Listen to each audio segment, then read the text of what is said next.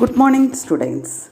Welcome back to Biology class, Chapter 11 Biotechnology Principles and Process, Part 2. Today's class, we are going to discuss about the tools of recombinant DNA technology.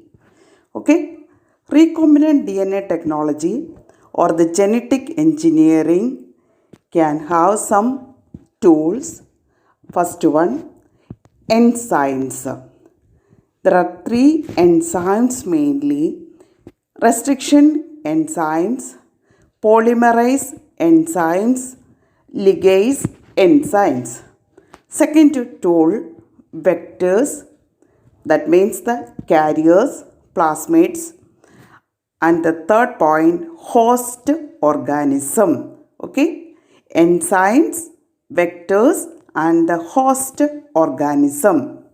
First, we'll discuss about the restriction enzymes. In the year 1963, two enzymes are responsible for restricting the growth of bacteriophage in Escherichia coli were isolated.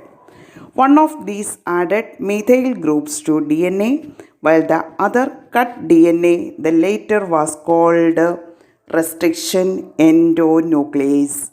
The first restriction endonuclease is HIND2, whose functioning dependent on specific DNA nucleotide sequence was isolated and characterized 5 years later. It was found that HIND2 always cut DNA molecules at a particular point by recognizing a specific sequence of 6 base pairs. This specific base sequence is known as the recognition sequence for HIND2. Besides HIND2, today we know more than 900 restriction enzymes that have been isolated from over 230 strains of bacteria, each of which recognize different recognition sequences. The convention for naming these enzymes is the first letter of the name comes from the genes and the second two letters come from the species, the prokaryotic cell from which they were isolated. Example, Escherichia coli. E letter, that is the gene, Escherichia. CO, that it is the species name, E. coli, comes from Escherichia coli RY13. In E. coli, the letter R is derived from the name of the strain. Roman numbers following the names indicate the order in which the enzymes were isolated from that strain of bacteria. Restriction enzymes belong to a larger class of enzymes called nucleases. There are two kinds of nucleases: exonucleases and endonucleases. Exonucleases remove nucleotides from the ends of the DNA. Endonucleases make cuts at a specific position within the DNA. Nucleases, exonuclease and endonucleases, two functions. Each restriction endonuclease functions by inspecting the length of a DNA sequence. Once it finds it a specific recognition sequence, it will bind to the DNA and cut each of the two strands of the double helix at specific points in their sugar phosphate backbone. Each restriction endonuclease recognizes a specific palindromic nucleotide sequence in the DNA. What is that palindromic? These are the group of letters that form the same words when read both forward and backward. Example, we can write Malayalam, Madam, Gadaga, etc. A word palindromic where the sum word is read in both the directions. The palindrome in DNA sequence of base pairs that reads same on the two strands when orientations of reading is kept the same. For example, the following sequence reads the same on the two strands in 5' to 3' direction. This is also if read in the 3' to 5' direction. 5' to GAATTC, guanine, adenine, adenine, thymine, cytosine, 3'. Then the opposite direction, 3' to cytosine, thymine, adenine, guanine, 5'. This is called the palindromic base sequence. Restriction enzymes cut the strand of DNA a little away from the center of the palindrome sites. But between the same two bases on the opposite strands leaves single-stranded portion at the ends. There are overhanging stretches called sticky ends on each strand. These are named so because they form hydrogen bonds with their complementary cut counterparts. This stickiness of the ends facilitates the action of the enzyme DNA ligase joining enzyme. Restriction endonucleases are used in genetic engineering to form the recombinant molecules of DNA, which are composed of DNA from different sources or the genomes. When cut by the same restriction enzyme, the result DNA fragments have the same kind of sticky ends, and this can be joined together end to end using DNA ligases. Okay. Then next point, separation and isolation of DNA fragments. The cutting of DNA by restriction endonuclease results in the fragments of DNA. These fragments can be separated by a technique known as gel electrophoresis, agarose gel. Since DNA fragments are negatively charged molecules, they can be separated by forcing them to move towards the anode under an electric field through a medium or matrix. Nowadays, the most commonly used matrix is agarose, which is a natural polymer extracted from seaweeds. The DNA fragments separate according to their size through sieving effect provided by the agarose gel.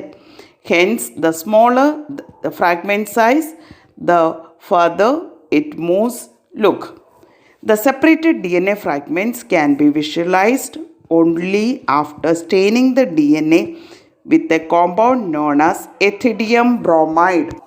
Ethidium bromide followed by exposure to ultraviolet radiation. Pure DNA fragments in the visible light and without staining. You can see bright orange colored bands on DNA in a ethidium bromide stained gel exposed to ultraviolet light. The separated bands of DNA are cut out from the agarose gel and extracted from the gel piece. This step is known as elution. The DNA fragments purified in this way are used in constructing recombinant DNA by joining them with the cloning vectors. The second point, cloning vector. Next, second tool. You know that plasmids and bacteriophages have the ability to replicate within bacteria cells independent of the control of chromosomal DNA. Bacteriophages, because of their high number per cell, have very high copy numbers of their genome within the bacterial cells. Some plasmids may have only one or two copies per cell, whereas others may have 15 to 100 copies per cell. Their numbers can go even higher if we are able to link an alien piece of DNA with the bacteriophage or plasmid DNA. We can multiply its numbers equal to the copy number of the plasmid or bacteriophage. Vectors used at present are engineered in such a way that they help easy linking of foreign DNA and selection of recombinants from non-recombinants. The following are the features that are required to facilitate cloning into a vector. The first point, origin of replication. This is a sequence from where replication starts, and any piece of DNA when linked to the sequence can be made to replicate within the host cells. This sequence is also responsible for controlling the copy number of the linked DNA. So, if one wants to recover many copies of the target DNA, it should be cloned in a vector whose origin support high copy number. Second point, selectable marker. In addition to origin of replication, the vector requires a selectable marker which helps in identifying and eliminating non-transformants and selectively permitting the growth of the transformants. Transformation is a procedure through which a piece of DNA is introduced in a host bacterium. Normally, the genes encoding resistance to antibiotics such as ampicillin, chlorophenicol, tetracycline or kanamycin, etc. are considered useful selectable markers for Escherichia coli. The normal Escherichia coli cells do not carry resistance against any of these antibiotics. Next point, cloning sites. In order to link the alien DNA, the vector needs to have very few, preferably single recognition sites for the commonly used restriction enzymes. Presence of more than one recognition sites within the vector will generate several fragments which will complicate the gene cloning. The ligation of alien DNA is carried out at a restriction site present in one of the two antibiotic resistance genes.